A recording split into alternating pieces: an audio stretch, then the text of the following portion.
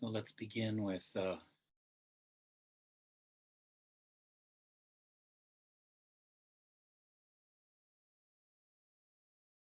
goodness.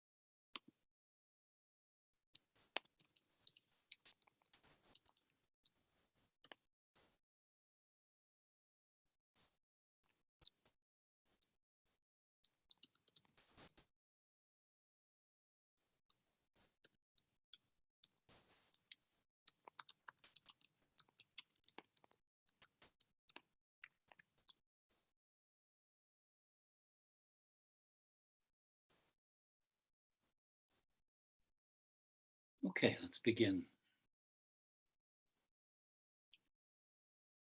So make yourself comfortable sitting with your head, neck, and trunk aligned.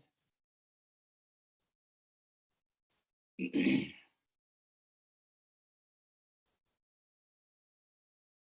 bring your mind back from all the space around you so that you feel the space your body occupies inside your skin. Come back to your personal meditation cave, to your silent, solitary sanctuary.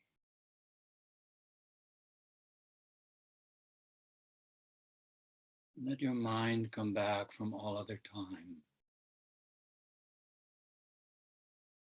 back from memory in the past,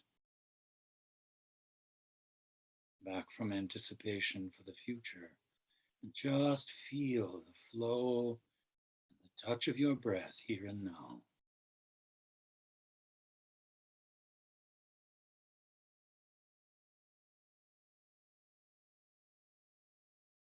Beautiful sensation of being alive,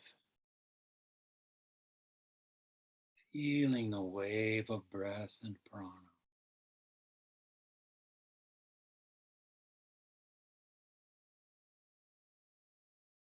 Breaking gently over the shore of your body.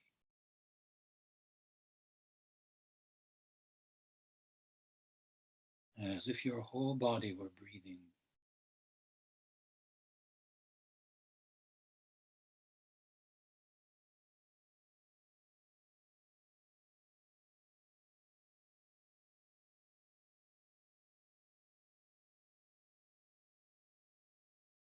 And as you watch, notice how your breath is already changing, already becoming longer, smoother, deeper. Just allow those natural changes to continue.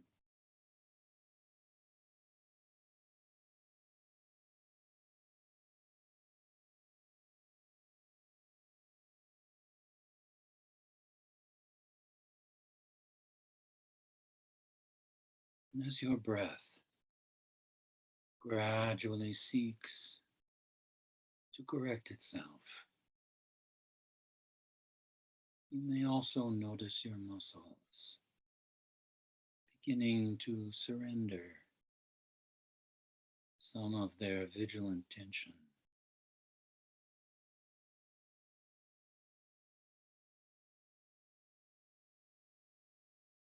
can assist that relaxation. Feeling inside your forehead and the top of your head, gently and lovingly.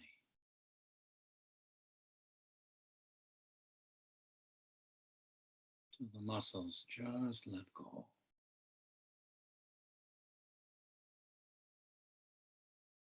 Feel around your eyes and eyebrows.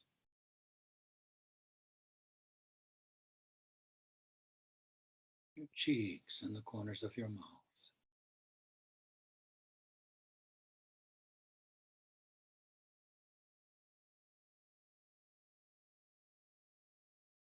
Relax your jaw, the muscles in your neck.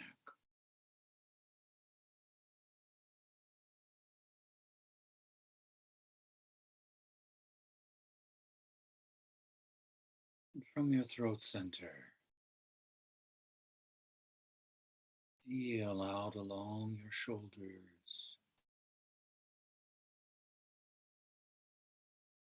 down your upper arms,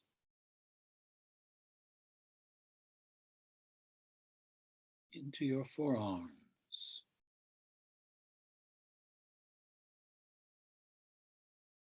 your hands, your fingers,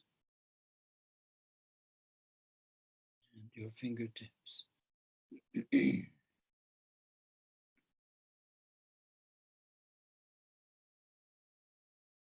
Let your breath flow free and deep.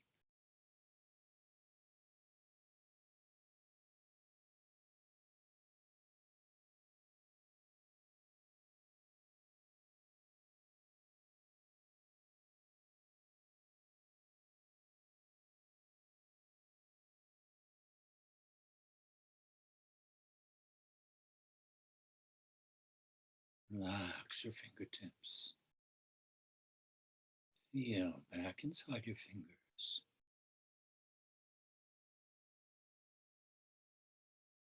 Let your fingers go as if they could just float away.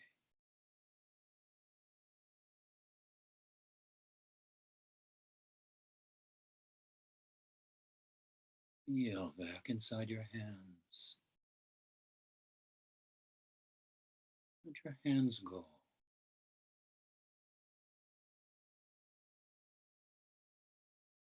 Feel back into your forearms.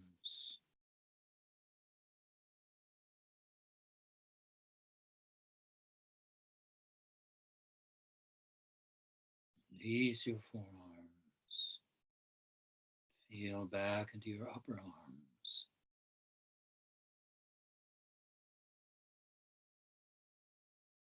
Back inside your shoulders.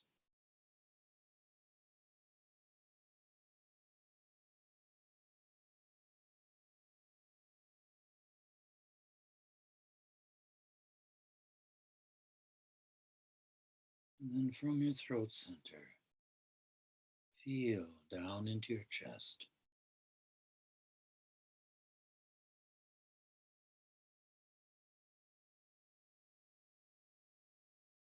Feel inside your upper back and upper chest. And let them go.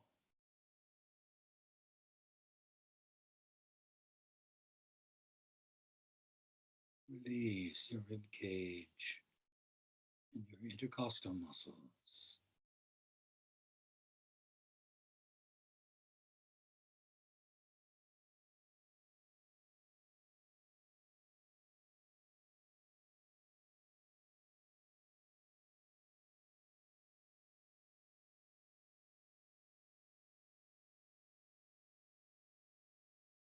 Feel down inside the center of your chest,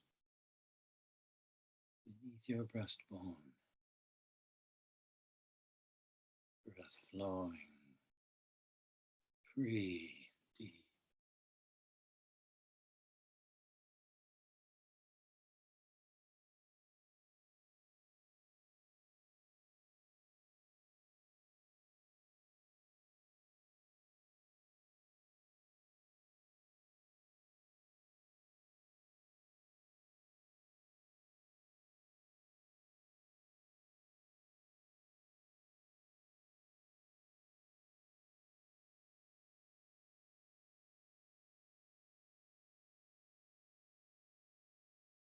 Relax your heart center. Feel down around your navel.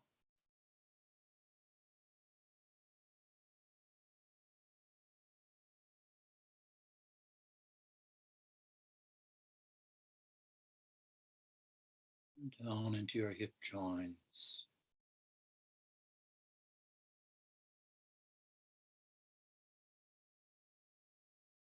Feel your spinal column balanced over your sit bones.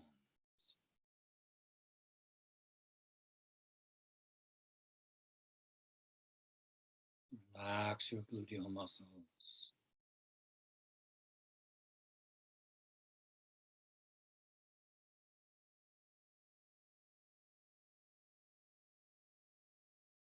Relax the muscles in your thighs.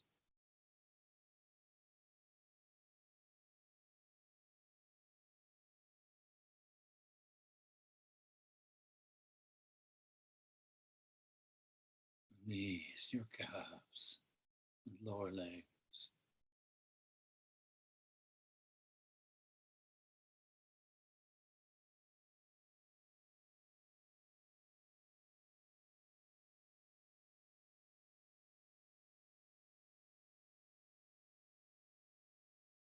Relax your feet and your toes. Relax all your toes.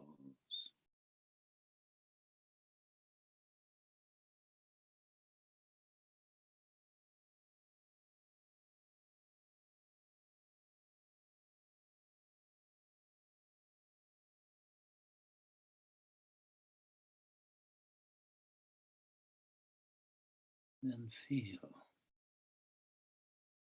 whole body breathing.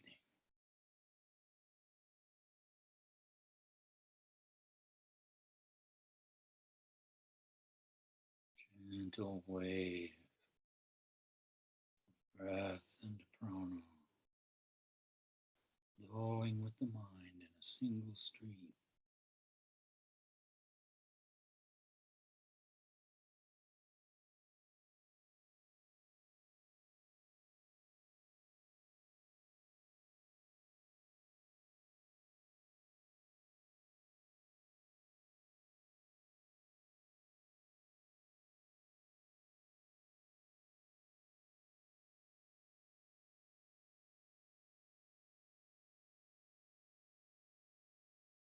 Now feel that flow between your navel and your nostrils.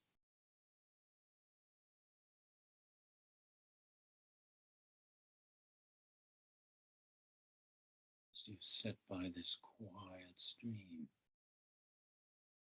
just listen for the sound of your mantra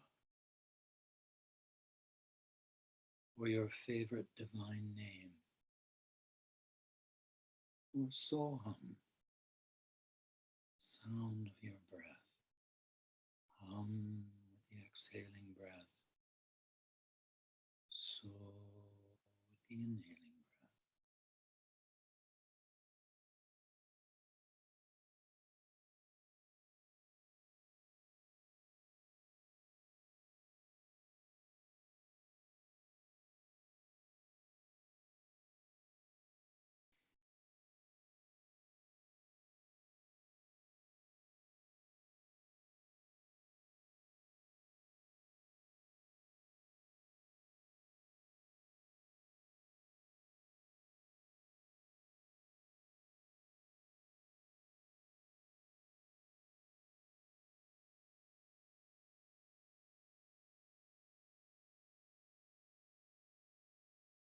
Feel that gentle song draw your mind more and more still.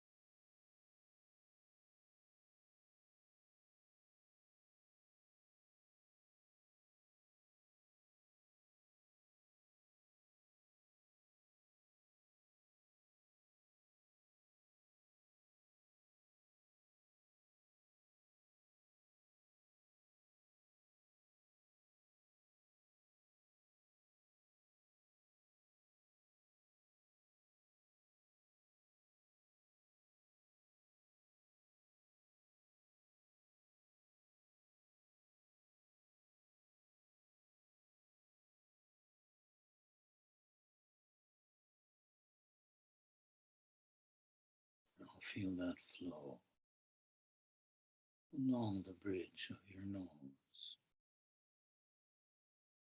between the eyebrow center and the point where your nose bridge meets your upper lip.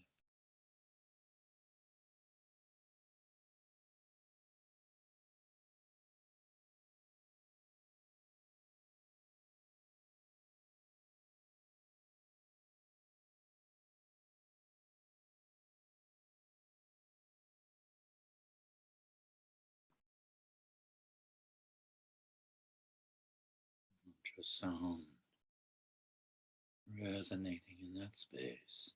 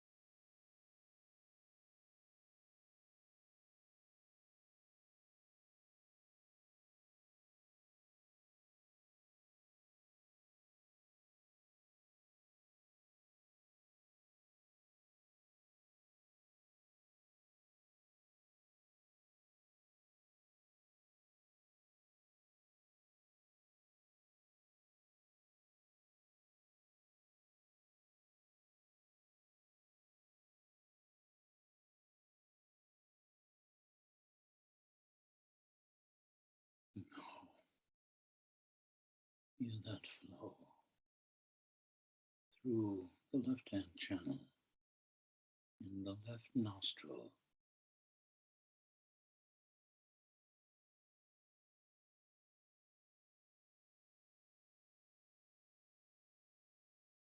as if the entire current of breath and prana flows through that side.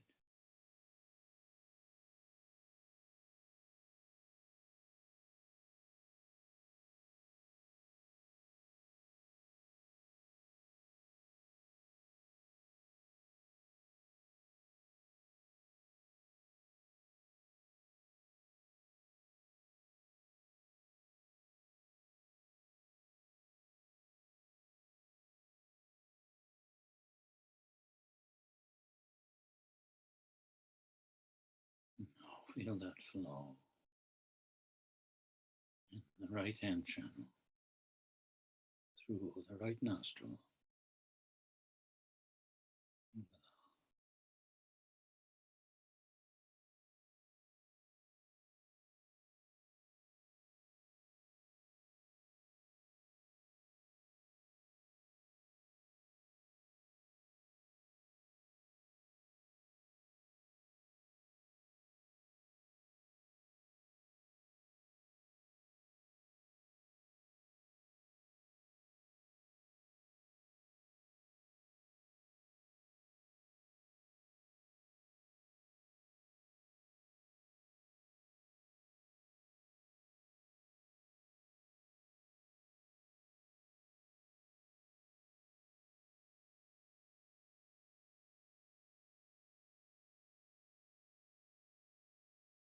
Now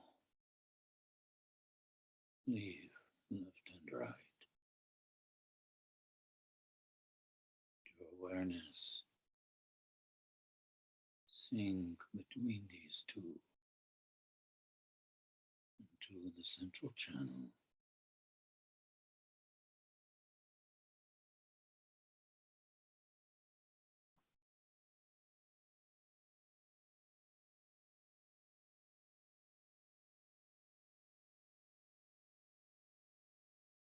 Breath may become quite subtle, just Follow the vibration of the mantra.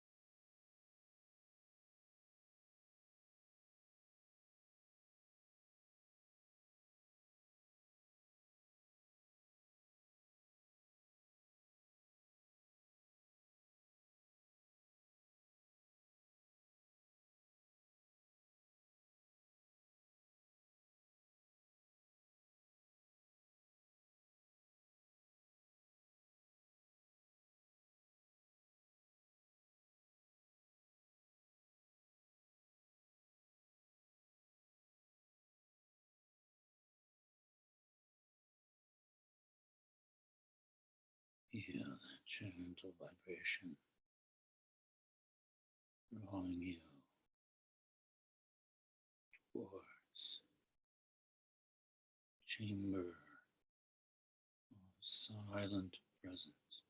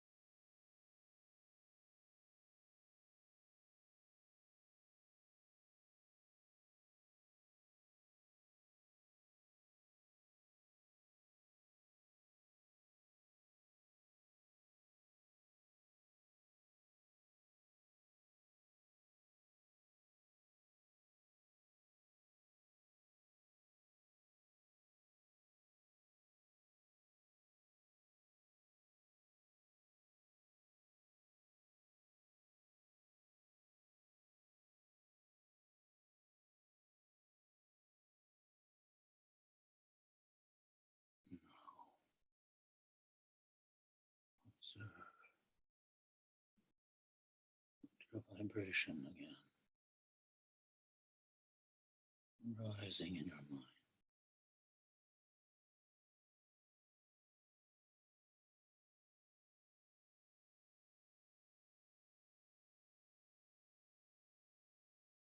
Gentle wave on the surface of calm.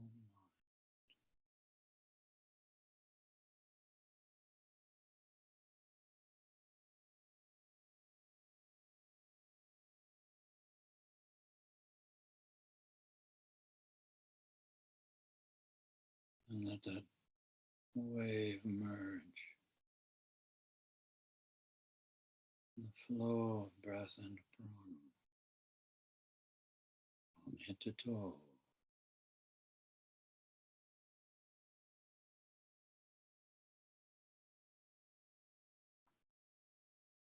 And let your whole mind become full of that sound.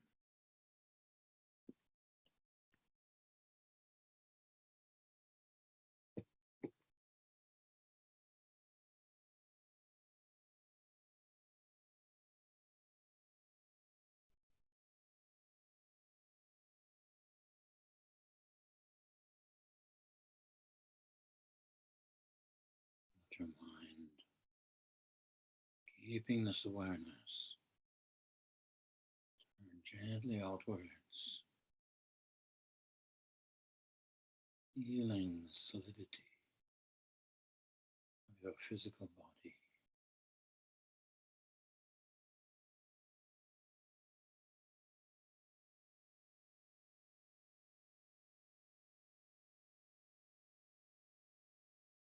Let your palms gently come before your face.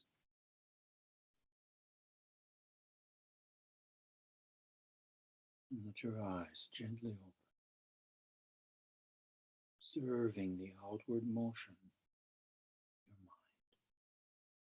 mind.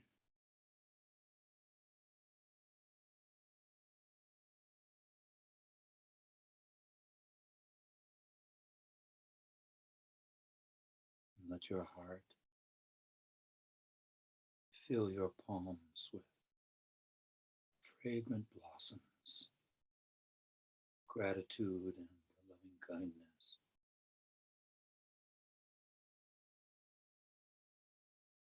Offered for the well-being of all beings.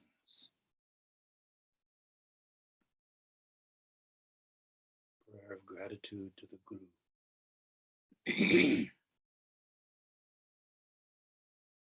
Ancient light of all lights, flowing within us, between us with every breath. Om Shanti, Shanti, Shanti.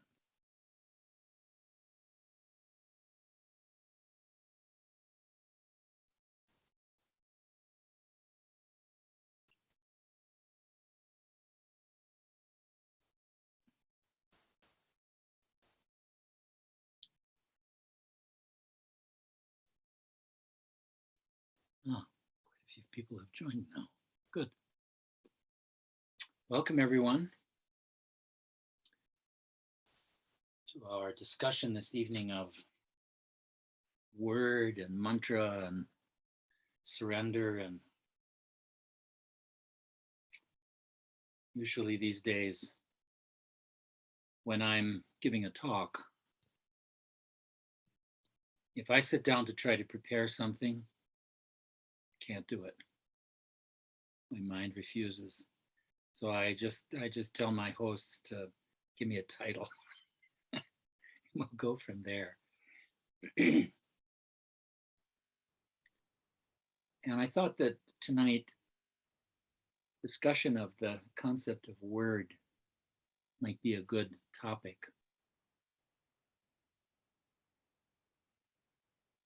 Just because of its importance in Judeo-Christian tradition, since we're in the midst of Holy Week and in probably darkest moment of that ritual cycle, the night where we remember the betrayal of Jesus, but also in other traditions, in the Abrahamic scope of religious practice, the practices of silence and fasting in Islam, the practice of the Passover meal and its remembrance of the journey in the wilderness. All these remembrances of the difficulties that we face in life, tied to this idea of the word in the Greek logos. And I'm very fond of pointing up the sort of transcultural nature of this idea of divine creativity as word. This is something you find in many different cultures. And the best example that I can find are the opening words of John's Gospel, which are here somewhere. The opening words of John's Gospel, which are echoed in many different places, but appear in an almost identical form in one of the texts of the Yajurveda, which actually predates John by quite a bit. John's Gospel says, "In the beginning was the Word, Logos, and the Word was with God, and the Word was God. He was in the beginning with God." He meaning the Word, which was another way of talking about the presence of Jesus as spiritual teacher. "All things were made through him, and without him nothing was made that was made. In him was life, and the life was the light of men, and the light shines in the darkness. And the darkness did not comprehend it." It's a beautiful passage. And then we have in the Krishna Yajurveda, the Sanskrit is Prajapatir vai idam agre asit, tasya vag dvitiya asit, bhagvai paramam brahman. In the beginning was Prajapati. Prajapati is the progenitor deity, the deity that creates everything. In the beginning was Prajapati, with whom was the Word, and verily the Word was Brahman. Exactly the same phraseology. And it's also described here in John's Gospel as light. The light of what in Sanskrit we would call Hiranyagarbha, the golden womb, the first manifestation of the universe in the Sankhya philosophy. And that first manifestation of the universe in the form of this golden light is the Guru. It's the energy of consciousness that is passed through many different forms and teachers for the welfare of all the beings, for the growth and welfare of all the beings. That light is the real Guru. That is the power that any teacher possesses. And I think any teacher who understands the nature of that relationship understands that the light and the power that comes with it isn't something that's under their control, even though it may come through them. It isn't theirs. And the moment they start to think like that, the Guru lineage will cut them off. Jesus understood this. If you look at points in the New Testament where he is using God's power for some particular purpose, he always is very clear as he discusses this that this is God's power he's talking about, not his own. This is my Father's power. Swami Rama would say the same thing all the time. He would say, I do nothing, my master does everything. And any real teacher will have that same sense of humility. So this word that we're talking about is the creative energy of divinity. The way that the divine, in the form of pure consciousness, the pure consciousness of Brahman, or if you're a Shaiva, the pure consciousness of Shiva,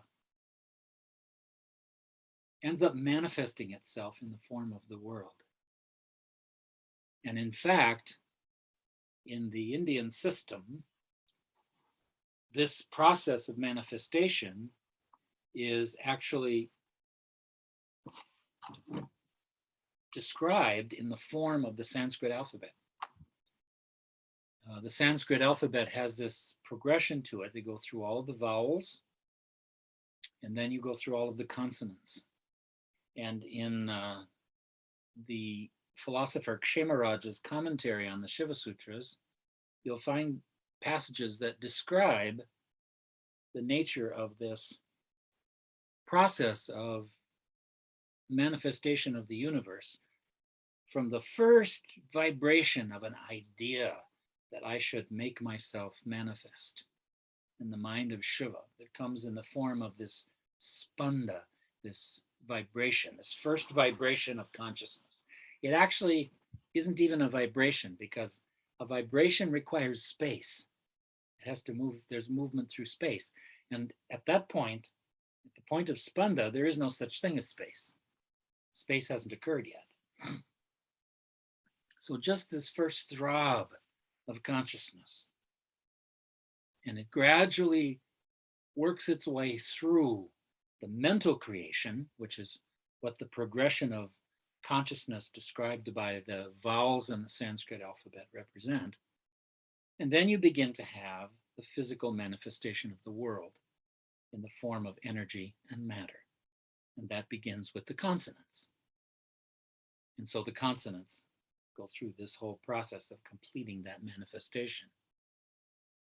And if you want to read about the details of this, as I recall, it's described in Lakshman Ju's book on the Shiva Sutras.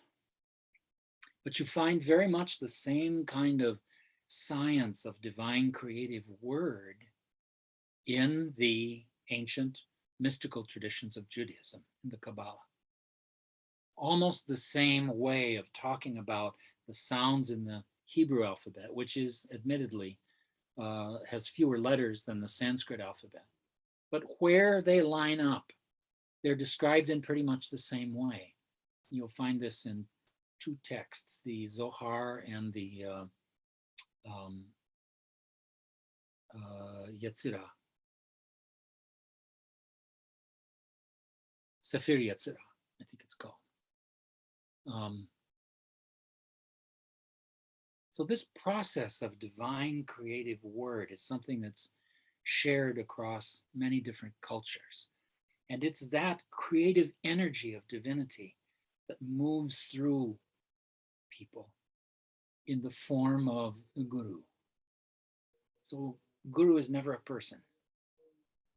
The guru is only a transmitter, only a conduit. And to the extent that they can move their personality out of the way, then more of that creative energy can flow through them. So obviously a whole lot of that energy flowed through Swami Rama, clearly. Quite a bit smaller amount flowed through his disciples. And some of it flows through some of you. If you teach a class, I think any teacher feels that energy that moves through you, especially if you really pay attention to your relationship with your students. This is one of the most amazing things about teaching, especially in the recent past, is how much that energy flows when I'm paying attention not to the content of what I'm saying, but to the actual people in front of me. And that organizes the material. You know, I spent the whole first part of my life cramming a lot of material into this little globe thing here. And if it's not in there by now, it's never going to be. So it doesn't make any sense for me to sit there and, worry about creating an outline for what I would say. And then there certainly are people in this audience who have seen me do that years ago. In the beginning, I was certainly a pretty pedantic sort of teacher, and I would come in with a pile of books and a pile of papers, and I'm sure everybody was going, "Oh no, what's this going to be?" But then I discovered very often when I did that if things went well in the class, I would end up talking about something entirely different, go off on some, tangent that was more helpful for the people in front of me. And that has actually often been a great help in the process of teaching. I can remember a couple of instances where it really kind of saved me. I think in particular of a time when I was in Hungary and had a very demanding schedule. I had 4 days of teacher training, 6 hours a day. And then I had to do an entire day full of mantra initiation. So I was doing all of that for a whole day. And then the day after that, I had to give a 4-hour public lecture. And I walked into the room to do that lecture, and I was out of gas, completely out of gas. And it was really a little concerned because all these people had come, there were like 100 people in the room. And these were people that I hadn't had an opportunity to see in any other way. So I sat down on the seat in the front of the room, and I went inside to do my preparatory meditation. And I said to my guru, Swami Rama, I said, "Look here, you put me on this seat,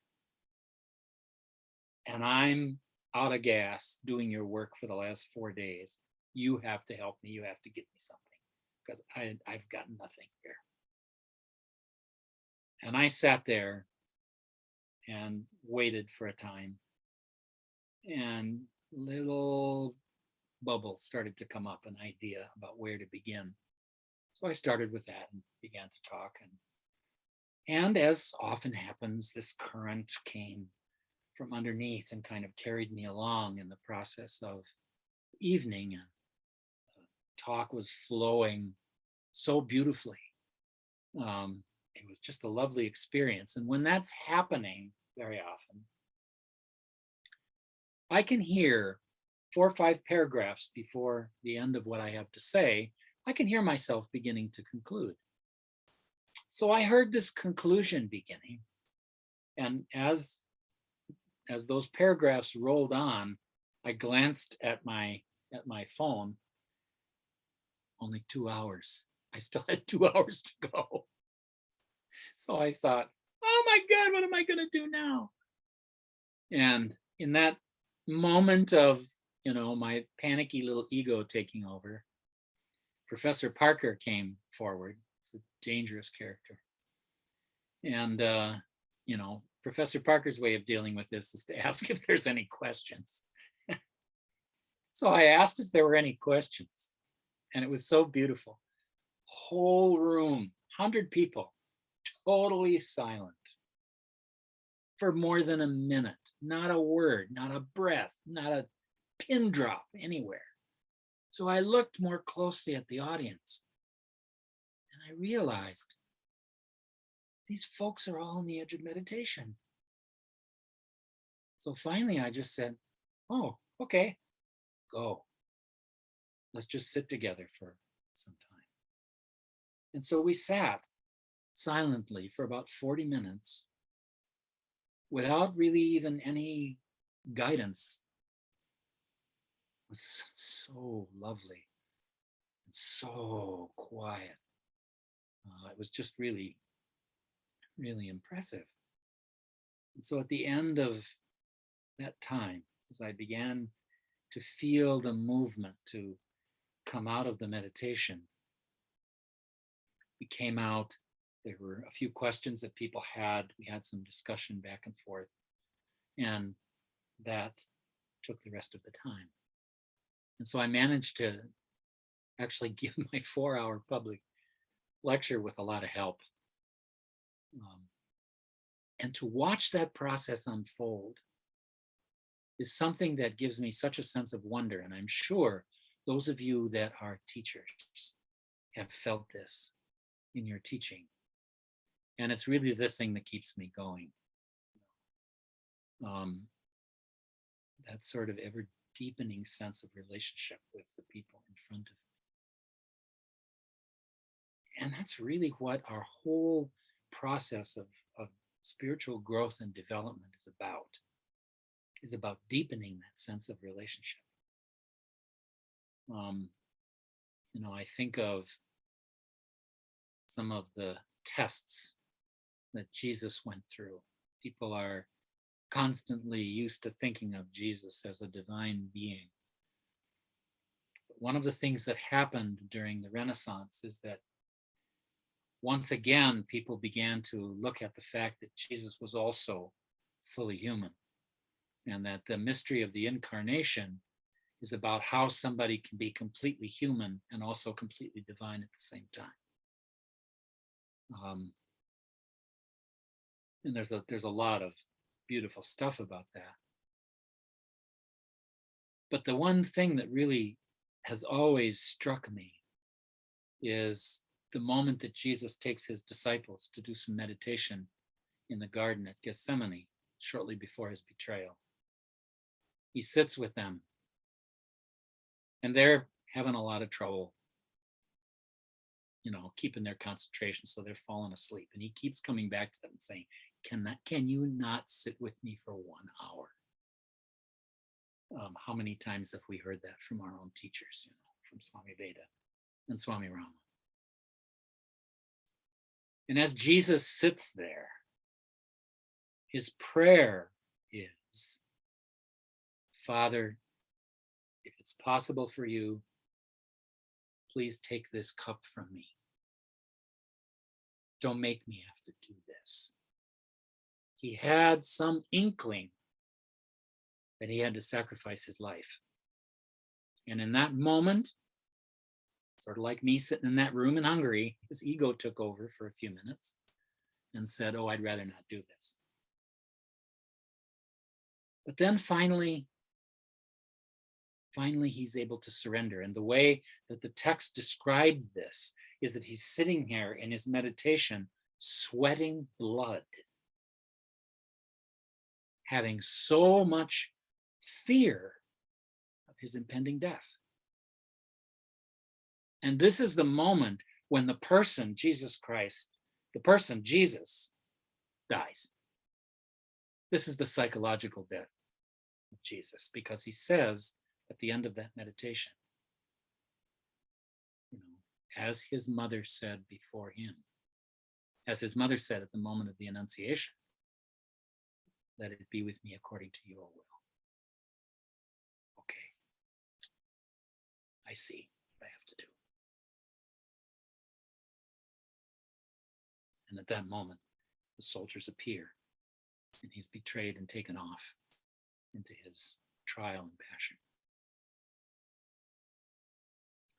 It's our life, It's the way that we constantly fall back into being concerned with what's happening to our ego, concerned with what's happening to our historical personage. And we have our meditation, and we have the presence of our guru to give us, to remind us of our total divinity. It's not just Jesus Christ that's completely divine. You're all completely divine. You are all a universe in microcosmic form. Every one of us is a holon of the holographic universe. So the mystery of incarnation is there not just for Jesus and not just for us to sit in church and think about, but it's who you are. Every single one of us. And our struggle day to day is how do we stay in the kingdom, Jesus' big complaint to his disciples was, the kingdom is all around you and you don't see it. He says this a couple of times in the New Testament. And whenever he uses the word kingdom, substitute the word samadhi. It's like Swami Rama saying, samadhi is all around you. Wake up, people. Be mindful. Deepen your meditative practice. Because that's the way that you keep that sense of that awareness of your own total divinity alive and functional. And it keeps you in right relationship with God and with the people around you. Or if you're a Buddhist, with God not, and the people around you. But I think you get the idea. And that's where the surrender part comes in. So often we think of surrender as this big effort. It isn't just Jesus sweating blood in the Garden of Gethsemane. It's every moment that we struggle to keep our breath awareness.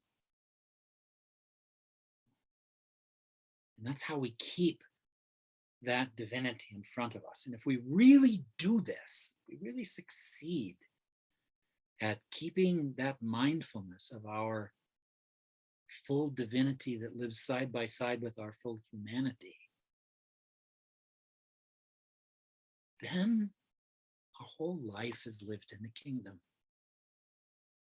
Everything we do becomes a practice of tapas, a practice of enjoyment through concentration, which over time helps to naturally reduce the various flavors of desire that draw us constantly back into a smaller life. The life lived simply for the satisfaction of our instinctive desires, food, sleep, sex, self-preservation, is basically an animal life. And the life of a divine human being who has the choice to stay in touch with the kingdom, that's our path. That's what we're after with each other. And that's our day-to-day struggle. That's what it means to be on the field of dharma, on the field of action, the first lines of the Bhagavad Gita. Dharma kshetre, kurukshetre, samaveta yuyutsava. On the field of action, on the field of dharma, gathered all together, spoiling for a fight. That's what the verse says. And into the middle of this battle comes Arjuna and Krishna, comes Buddhi, basically, into the battle that we have in our mind. And read that way, that's what the battle of life is really about. It's the battle to keep our mindfulness, the battle to grow our sense of awareness of the kingdom around us. And the Sufis will say this is the real meaning of the term jihad in the Quran. Although, of course, you don't want to say that to too many Sunni Muslims, you might get your head cut off. But that's really the meaning. And the way that you know that this is true is that this is the part that resonates with all these other traditions. So this tradition of spirituality that we live in the form of yoga and meditation practice is something that's shared by all cultures in some form or other. And, in my opinion, aesthetically, I think the Indian presentation of that kind of spiritual life is the clearest one, and in many ways the easiest one to follow. There's a very deep and sophisticated tradition of meditation in Christianity church pays hardly any attention to it. You know, the early writers, the patristic writers, particularly Evagrius and Clement of Alexandria, or this Orthodox saint, Simon the New Theologian, they write about meditation the same way Swami Rama writes about meditation. But for some reason, the church has all of these other agendas that kind of push all of that to the side, unfortunately. And it takes some skill to find those things in Christianity, even though they're there. And it's often the case in other traditions as well. And that's, I think, the really beautiful thing about yoga, is the way that it helps us to sort of keep a focus on our real purpose in life, which is to constantly turn back towards divinity. That's the actual meaning of the word repent. Repent means to turn around. It's not about, scourging yourself with, with a whip, or, some other kind of self-punishment. There's a place where that can be helpful, but it's a really small place. And it's not something that is good for most people. But it's really about just learning to turn back towards divinity, to turn back towards mindfulness, to turn back towards our greater life. Because when you really live your life that way, life is bigger. It's not a matter of life becoming this kind of dull, off-white, good, totally pure thing. This is where so many religions go astray, when they try to focus too much on ritual purity. It's not what that's about. When you really are mindful, then you really taste your food. And you may not eat quite so much food, but what you do eat, you will taste 100 times more than the ordinary person. And the same thing goes for every kind of experience that you have. You live your life at a higher level of awareness. It's more beautiful. But of course, it takes some energy on our part. It takes some sankalpa. It takes some power of intention to decide to remain mindful. And that's what many of us find so difficult. To a greater or lesser degree. But, it's like any other skill. You use it, the muscles become stronger. There are so many, it's the life of mere pleasure rather than the life of joy. The life of mere pleasure, we end up seeking just because it's easier.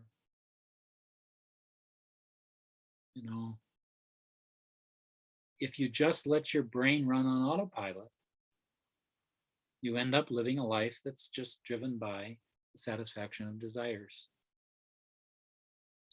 But if you keep your mindfulness alive, and if you really taste your life, you have so much more joy, so much more enjoyment of it. So, that's what these holidays that all coalesce this year during the same time are there to remind us of. To remind us in the Jewish metaphor that when we live a life of pleasure, we're lost in the wilderness. We're wandering in the wilderness, seeking some promised land. But we can't keep that promise unless we keep our mindfulness. Or the whole story of the Passion, which is just a unbelievably beautiful metaphor for psychological healing. My friend and colleague, the Anglican solitary Maggie Ross, has written so beautifully about this in her book, which was recently reissued, The Fire in the Furnace. Her scholarly work was on the Syrian desert fathers and mothers. This was a group of ascetics, a group of yogis who gathered in the early days of Christianity in the Syrian desert. This was before even the formation of the monasteries in Egypt. This was in the 3rd and 4th century. And some of the stories of these people were really incredible. She's very fond of quoting the example of this one female ascetic who had no other choice but to exercise her ability to be a prostitute to earn the money that she needed to get to Syria. So she used prostitution to find her way into a life of tapas, and then, lived in the desert. And great saints from that early period, Isaac the Syrian, Isaac of Nineveh. Isaac the Syrian in particular wrote these beautiful poems in Aramaic. They're translated by, I forget his name now, he's at Oxford. Beautiful translations of them. And even in English, they're beautiful poems. And, that's, since it's a translation, 60% of the beauty is gone. So it's just wonderful stuff. So all of these traditions are about coming back to mindfulness, coming back to cultivating our mindful awareness and really living a life of joy intentionally. And it's there for you at every turn, no matter how many times, no matter how many times you get lazy and you kind of fall away from it, doesn't matter. You can always come back. And you can always pick it up. And I think that's a very hopeful thing for all of us. I hope it is for everybody. It certainly is for me, because I'm no perfect saint by any stretch. But I'm really clear about what the path is at this point. And I'm grateful for that sense of clarity. The title that I was given tonight also included a part about mantra. And that process of using a mantra is really the trail, the skill and the trail that has been given us to make that journey. These mantras are all things that were given to the original seers of the mantras in a state of samadhi. And it works its way through the mind field, the clarified mind field of this rishi. And he imparts the mantra to a disciple in the form of these sound vibrations we call words, right? Om Namah Shivaya.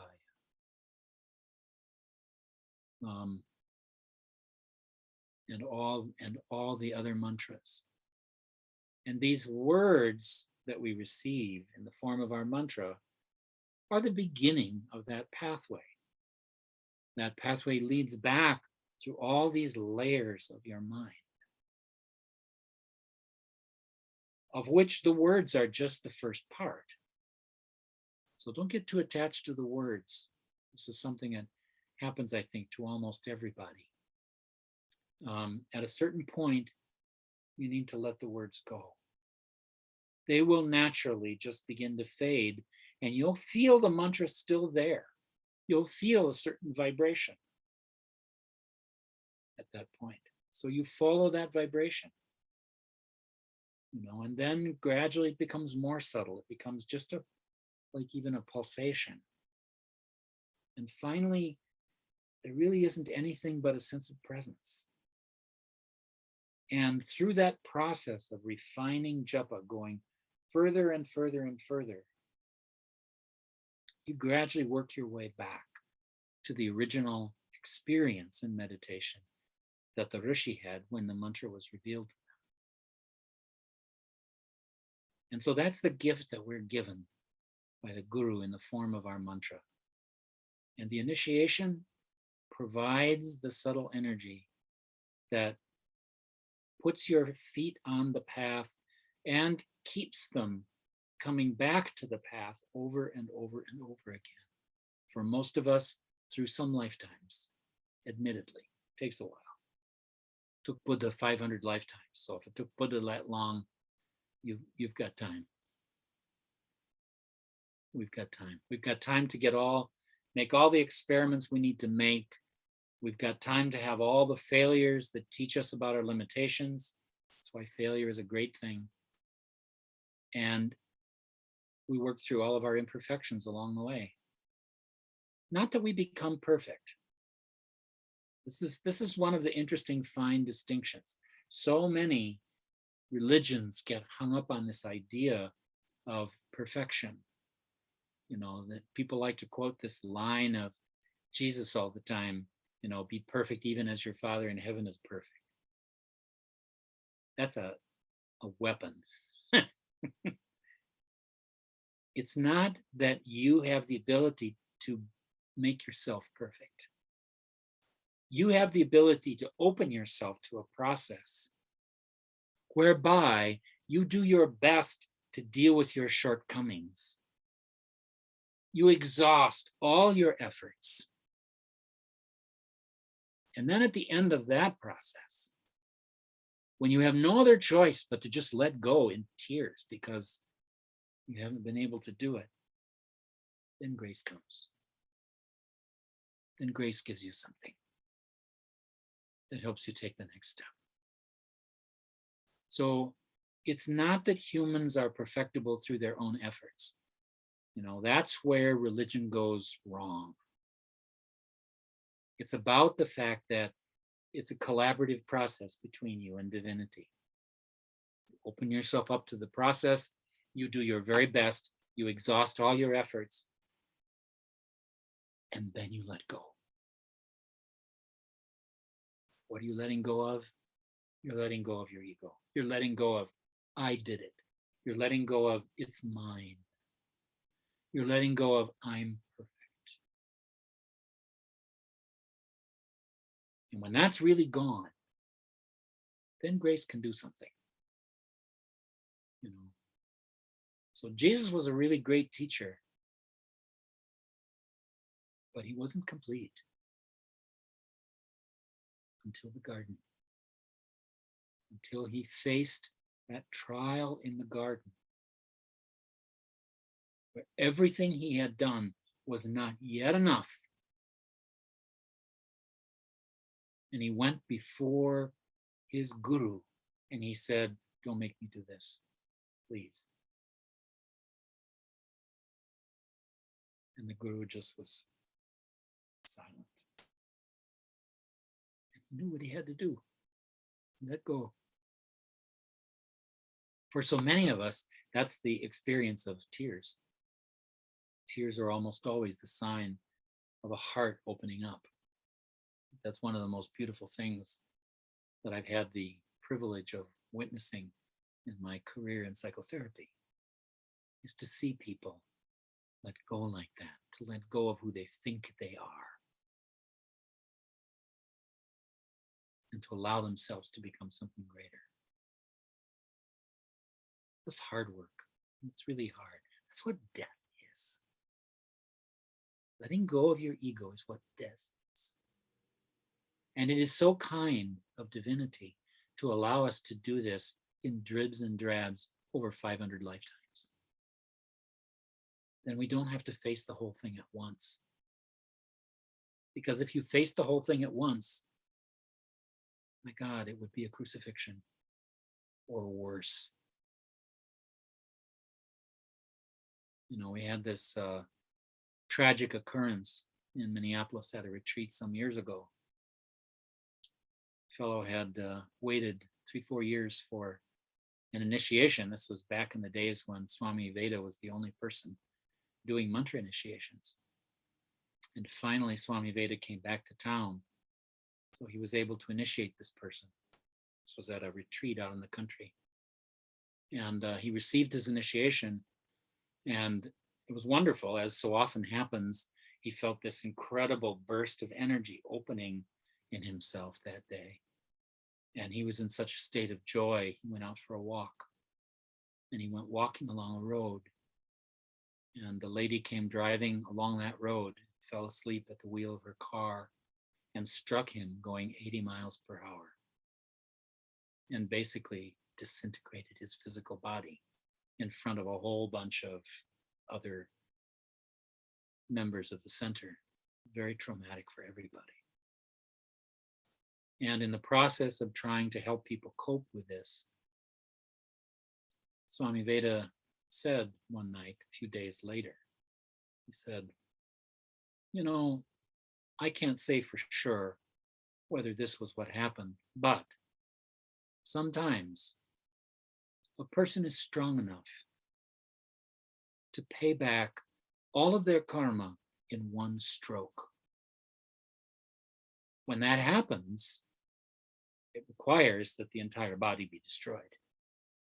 But some people can withstand that. And when they can do that, then the guru can come in at the moment that their life is ending and take them.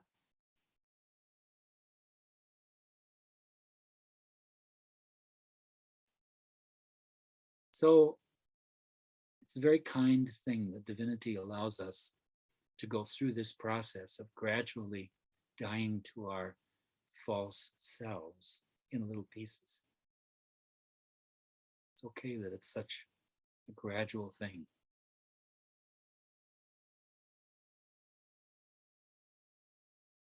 And it also allows us to get a gradually increasing view of the kingdom that's coming. You know, I did a lot of mountaineering when I was in my 30s. It was a wonderful experience going up, you know, because you spend all this time trudging through the woods and you can hardly see the sky, you know, and it's tiring and all the rest of it. And you get up to a certain point where you start to get on the ridge line, and all of a sudden the view begins to open up. And it just continues to open up and open up as you climb. And I can remember the first time I summited a big mountain, I had said to myself, I had a very depressed time in my 20s.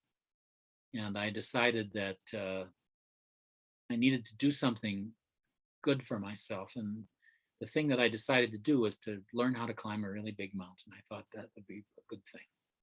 So as I'm climbing up that summit finally, at the end of that little journey, I just had this incredible sense of things opening up in front of me, like this, like the scene was opening in front of me. And the thing that ran in my mind at that moment was Martin Luther King's phrase, "Free at last, free at last. Thank God Almighty, I'm free at last." I escaped the prison of my depression that day. Not to say that there weren't other moments of depression ahead of me, but that was a good day. And that's what happens as you gradually allow yourself to go through this process on the field of Dharma, in the battle of life, with Krishna in the chariot behind you, with divinity guiding this process of gradually letting go of every small conception that you have of yourself, and gradually helping you to know the totality of the light that is in you. It's there. I see it sometimes. This is one of the lovely things about being a teacher. Swami Veda used to say the beautiful thing about being a teacher is you get to sit there and see people with their baby faces. When people are meditating, they are so beautiful. And that's because beauty comes from inside. That's Sri Vidya in a nutshell. It's really discovering, taking the cover off the beauty that's in you. Beauty has nothing to do with your appearance. No. It's all about your relationship with yourself inside and the relationship to that divine part of you, to the divine spark that's there at the core of who you are. So find that part. And feel free to get lazy every once in a while. Feel free to let yourself go a little bit from time to time. We all need to do this. You know, even Swami Veda used to enjoy being naughty periodically, all the way to the end of his life.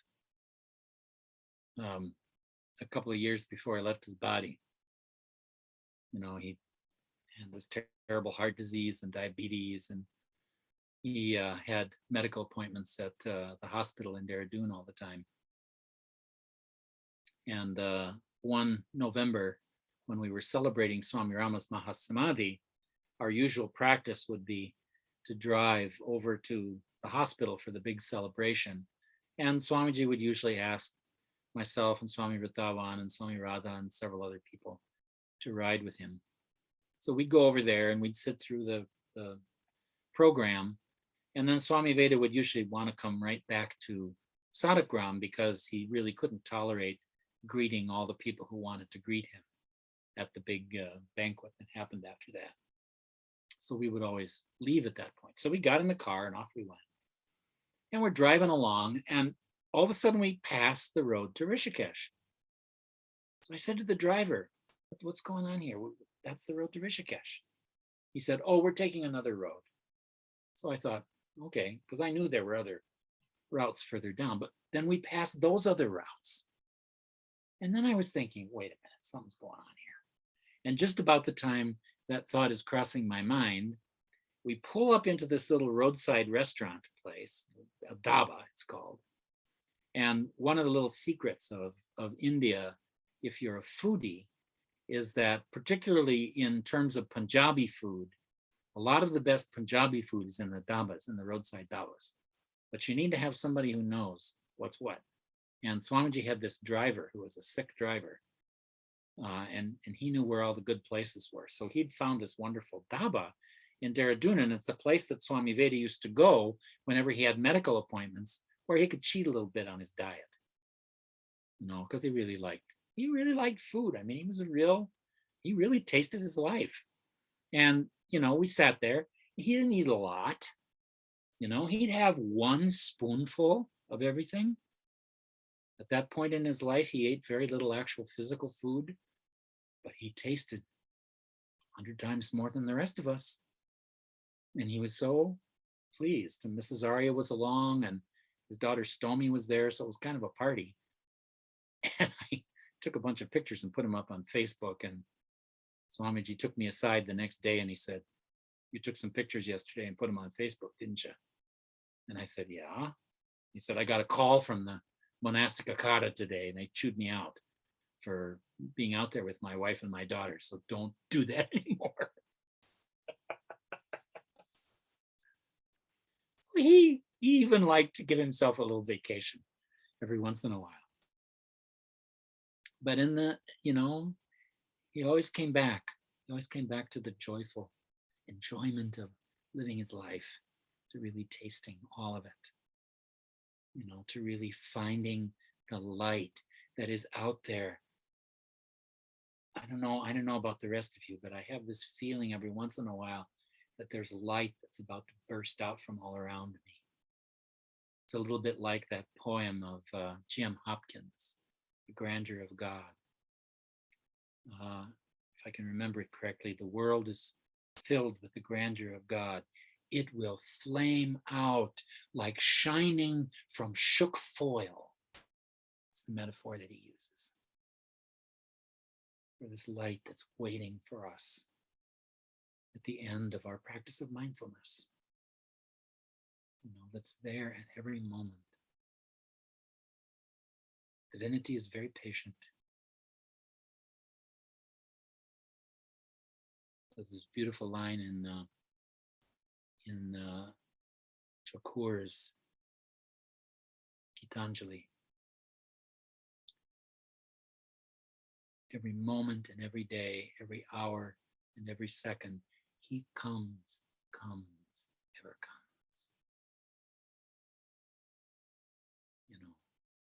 deity, divinity is always coming to us.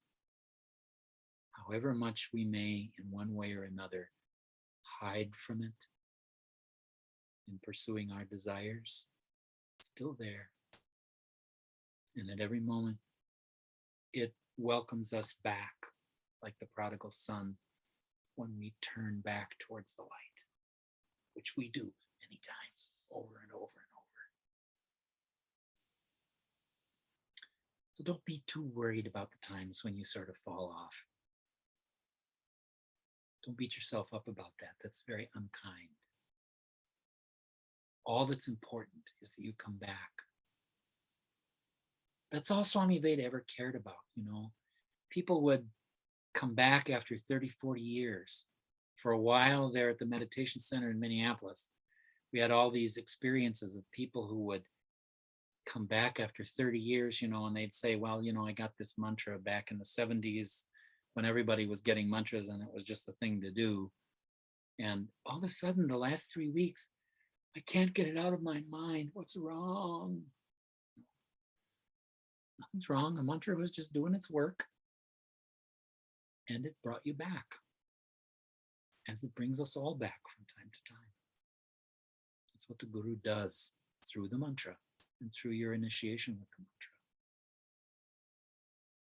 So that's the tether that you have with divinity, the tether to the light at the beginning of everything. That cord will never break. That cord goes with you in your death and into the next life. And I know this because I can't tell you how many times I have sat down to listen and receive a mantra for someone and have them come back a few days later and say, I know this sound. It's been in my mind all along. They brought it into this life with them. They just weren't aware of it in the same way until they were reinitiated. So I often tell people, if you think you don't have a guru, quite a few of you are probably mistaken. And you're being guided, but just quietly, you know, without really knowing that that's going on. So they're always there. They're always watching. And, you know, you don't have to believe that. You don't have to take it as any kind of an article of faith.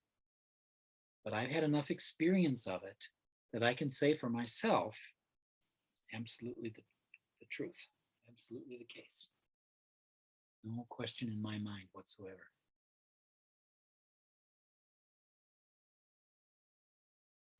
So be with the light. Turn around. Always come back. You know, everybody says the wonderful thing about having a fight when you're married is making up at the end. And it's the same thing in terms of making up with God. If you wanna have a fight with God, that's fine. I mean, God's a pretty good fighter. And you know, as Swami Veda used to say, if you're going to pick a fight with God, do it with concentration. You know, be like Paul's brother or Peter's brother disciple who he never met, Paul, or who was not there in the original group, Paul, who was a mass murderer and a really nasty guy. I mean, he was a horrendous Jew killer before Jesus met him on the road to Damascus and blew his life absolutely apart. He was such a wonderful, concentrated, focused enemy of God that it was possible for God to take his mind and to give him that great, very high yogic initiation.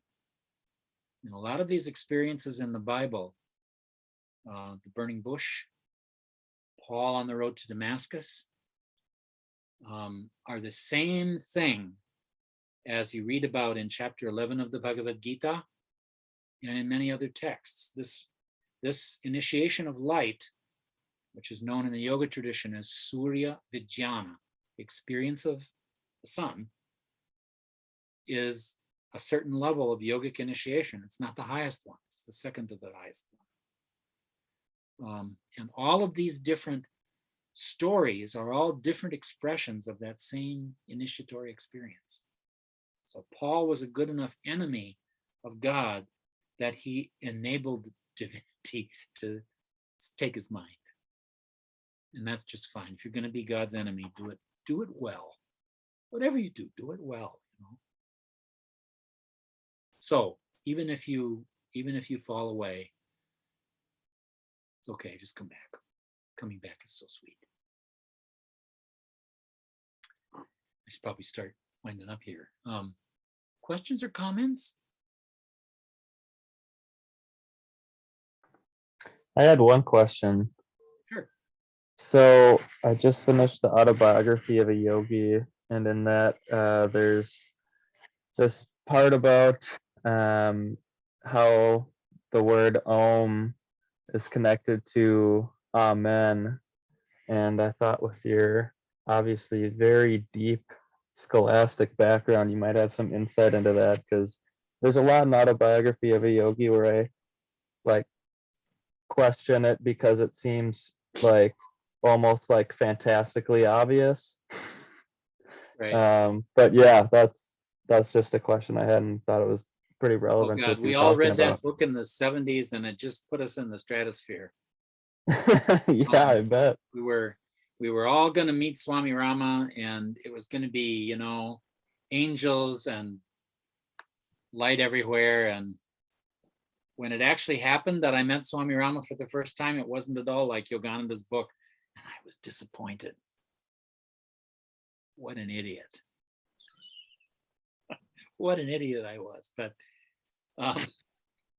yeah, I really love Yogananda's very simple way of talking about Om. He talks about it as the sound of the cosmic motor. And I think that's a wonderful metaphor for it. Because in the tradition of the mantra shastra, Om is the sound that contains all other sounds. It's like an expression of that first spanda through which the world ends up being manifested in the form of vibration. And if you get to know the philosophy of mantra shastra and Kashmir Shaivism, it's a different language for quantum physics, for quantum mechanics, because there is a whole school of quantum mechanics. It's the Copenhagen school that believes that consciousness is the first principle of everything, and that everything is generated, even energy and matter, from that primordial consciousness. The idea of the word Amin in the Abrahamic traditions is a little different, certainly related, and it's an affirmation that means it's sort of like the expression of what happens when you have turned back towards divinity. It's like, and the meaning of this word as it's described by the scholar Neil Douglas Klotz, I'll come back to this in a minute, is may it be this way from this moment forward. It's a little bit like the command that you get at the end of confession in the Catholic Church to go and sin no more. From this moment, you stay on the path. From this moment, you will be moving towards divinity. And so it's an affirmation that's very similar to Om in meaning. Now, this guy, Neil Douglas Klotz, is really interesting. He wrote a book back in 1999 called Prayers of the Cosmos, which was an effort to use his Sufi tradition. He's a practicing Sufi. And the Sufis have their own tradition of Jesus that's very different from the Christian version. Most people don't know what important figures Jesus and Mary are in Islam. The sign of Islam, the crescent moon and the star is Mary. And she is the second most important person in Islam after Muhammad, after the Prophet. And so the tradition of Jesus is very dear to many Sufis. And so Neil Douglas Klotz set out, he's an Aramaic scholar, and he set out to try to make it clear to Christians who tend to think of Jesus in this very Europeanized way, you know, the beautiful white guy with the long golden curls and all of that, that he was a first century Palestinian guy. And it's a whole different kind of sensibility. And what he did in this first book was to translate the Lord's Prayer, which is the only place in the Bible that Jesus is actually quoted directly in the language that he spoke at the time. There are two places. There's the Lord's Prayer, and there's the phrase, Father, why have you forsaken me, on the cross, that are given in Aramaic. And what he does, which is really good translational practice, is he makes 8 to 10 translations, different translations of each phrase, so that you get all the little facets of meaning in the original Aramaic. And it makes the prayer so much more meaningful, and so much bigger. I mean, just the first word of the prayer in Aramaic is Abun, Abun de Boashmaya. This word Abun is Ab, which is the Aramaic root for the father principle, as in Hebrew Abba. And there is Boa, which is the ancient Aramaic syllabic representation of the divine feminine. And then you have the part, which is basically, in Christian terms, the Holy Spirit, or the Guru force. And I asked Swami Veda at one point whether we should consider Abun to be a mantric word within the yoga tradition. And he said, let me think about it and I'll let you know. But unfortunately, he left the body before he got back to us about it. But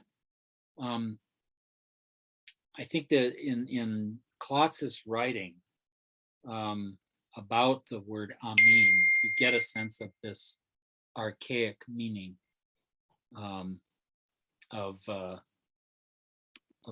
the term. Does that answer your question, Dylan? Yeah, that's good. I might have to look into that for further reading. Another just dimension of that too might be, this would be a question for like a laboratory more so than theologian, but like if the word Om has any like deep brain activity related to it, because it'd be kind of interesting to see if two cultures independent of, or somewhat independent of each other, come up with this word, like what the significance of that is. Well, there is some neuroscience research that's been done on mantra meditation. It's beginning to sort of come into the purview of the neuroscientists, and I'm anxious to see more of that happen. I've begun to put together some of these articles a little bit. I was having a discussion with Nick Klein. We were thinking about writing something together about this because he sort of wrote his doctoral paper on that subject. So we'll see, but I'm sure that's the case.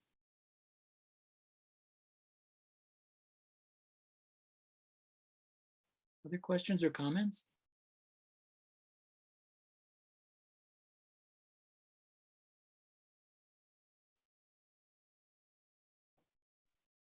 Sure, Stoma. Yes. You had mentioned that Surya Vijnana was the second highest Right. initiation. What's the highest one called? Well, what Swami Veda always said is that the highest initiation, this Surya Vijnana, is the light of 10,000 suns, as it's described in the Bhagavad Gita. The highest initiation is the light of 10,000 moons, whatever that means. Does that have a name? I think it does. I don't know what it is. Saumya? And I think it's something that's a little ways in the future for me.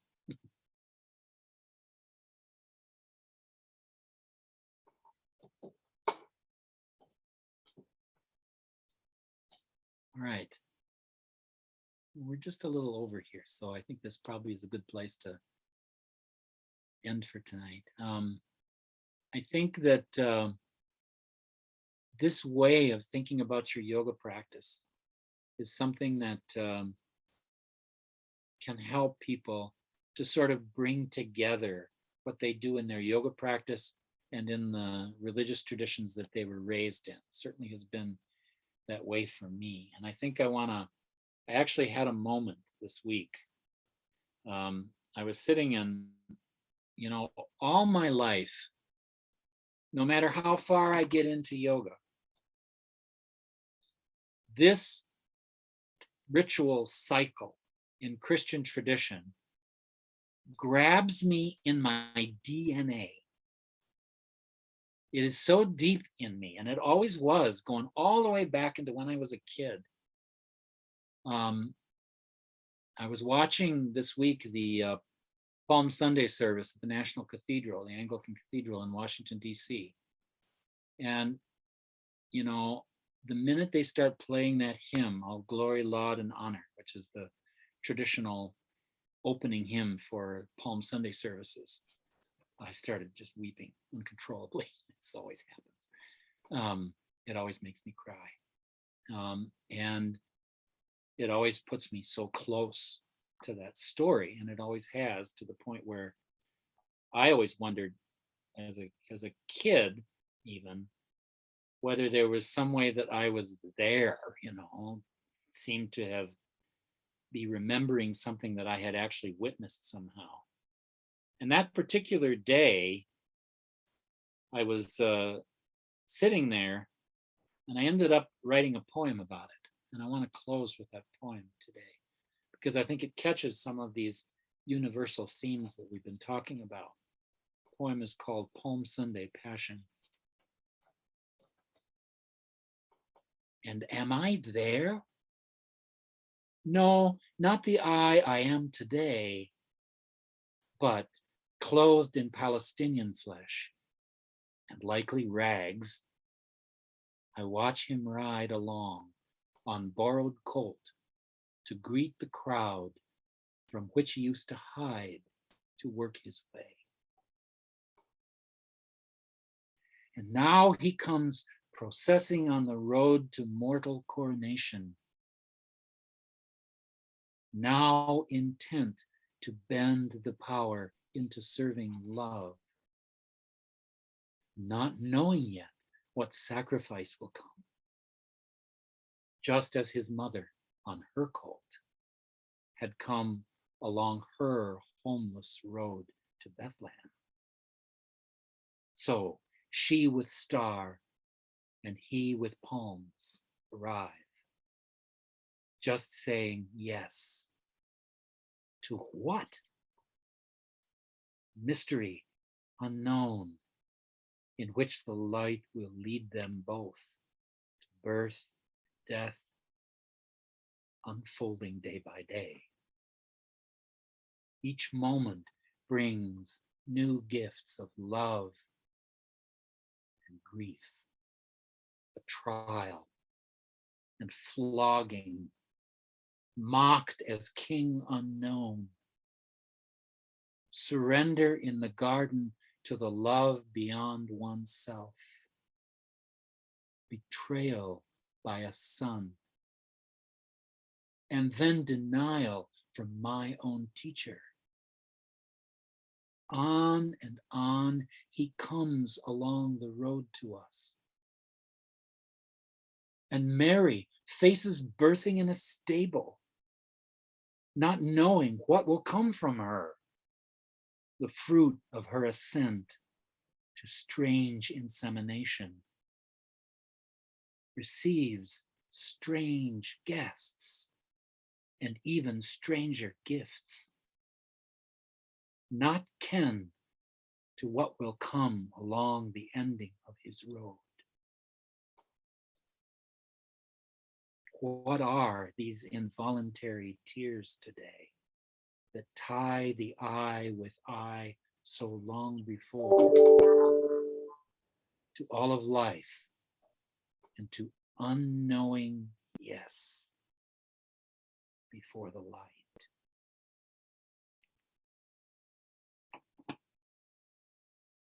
So I wish you all a beautiful Holy Week and a beautiful time, remembering your essential divinity and always being in the place, I hope, to be able to say yes, to turn around and come back to light. And so by way of coming back, just come back to your breath and feel again beautiful sensation of being alive, of having choice,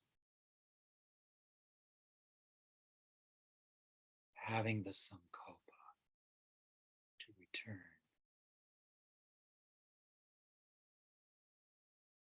to that silence for the next 2 minutes.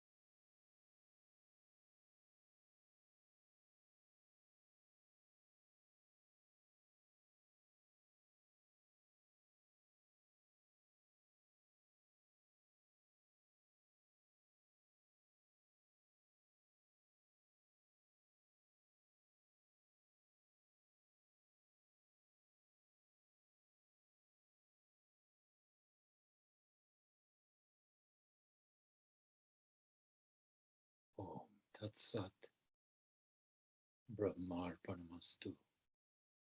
Om Shanti Shanti.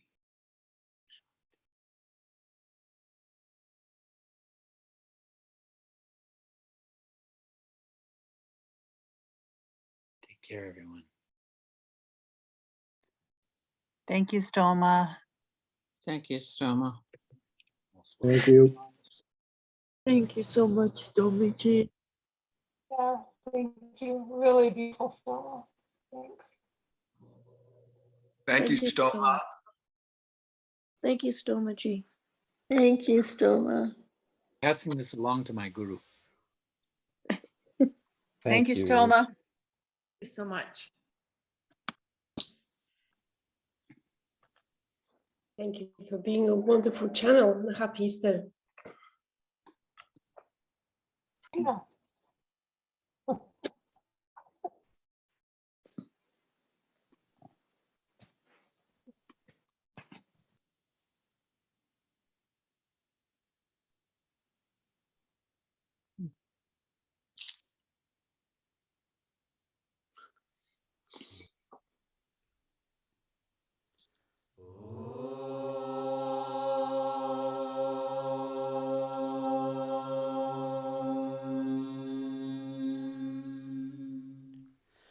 Yajagrato duramudaithi daivam tadusuptasya tathaivaiti durangamam jyotirsham jyotirekam tanme manaha shiva sankalpamastu yena karmanya paso manishino yaje krvanti vidateshu dhiraha yada purvam yakshamantaha prajanam tanme manaha shiva sankalpamastu yat prajanamuta ceto dhritishaya jyotirantaramritam prajasu yasmanarite kinchana karma kriyate tanme manaha shiva sankalpamastu yenedam bhutam bhuvanam bhavishyat parigrihitam amritena sarvam yena yajyastayate saptahota तन्मे मनः शिवसङ्कल्पमस्तु यस्मिन् ऋचः सामयजुर्गुंषि यस्मिन् प्रतिष्ठिता रथनाभाविवाराः यस्मिंश्चित्तगुं सर्वमोतं प्रजानां तन्मे मनः शिवसङ्कल्पमस्तु सुषारथिरश्वानि वयन्मनुष्याने नीयते भीषुभिर्वाजिन इव हृत्प्रतिष्ठं यदजिरं जविष्ठं तन्मे मनः शिवसङ्कल्पमस्तु ॐ शान्ति शान्ति शान्तिः